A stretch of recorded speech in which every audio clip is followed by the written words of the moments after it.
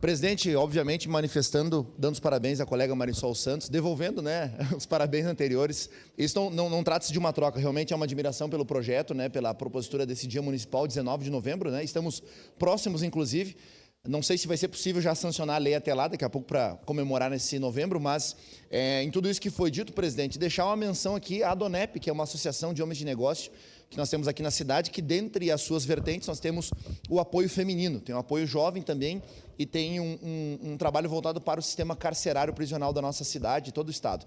E a Donep é uma associação, vereadora Marisol, de relacionamentos, ela está presente no mundo todo, nos 5 continentes, tem a sua sede mundial ali no Rio de Janeiro, em Niterói, e a ideia justamente é valorizar mulheres que empreendem, né? Exemplo de mulheres que vão à luta, que são abnegadas. A vereadora Daiane falou sobre isso aqui agora. Tenho orgulho de ter uma mãe também que é uma empreendedora, inclusive tem um empreendimento aqui próximo na 18 do Forte, apesar de ter se formado agora como assistente social, mas pagou a sua faculdade empreendendo, né? Com o apoio do meu pai, com o meu apoio, a minha esposa também, que empreende junto com ela no setor de vestuário. Então, são diversas frentes de trabalho que as mulheres demonstram o seu papel, a sua importância dentro da sociedade, mulheres que escolheram, por meio da prática, mostrar que a mulher tem valor dentro da sociedade, e nós, de fato, é isso que é importante, né? A gente vê que existe espaço para todos nós dentro do mercado, né? Que onde existe a demanda, vai existir a oferta e vice-versa. Então, parabenizar as mulheres de Caxias do Sul que fazem a roda girar, né? Empreendedoras que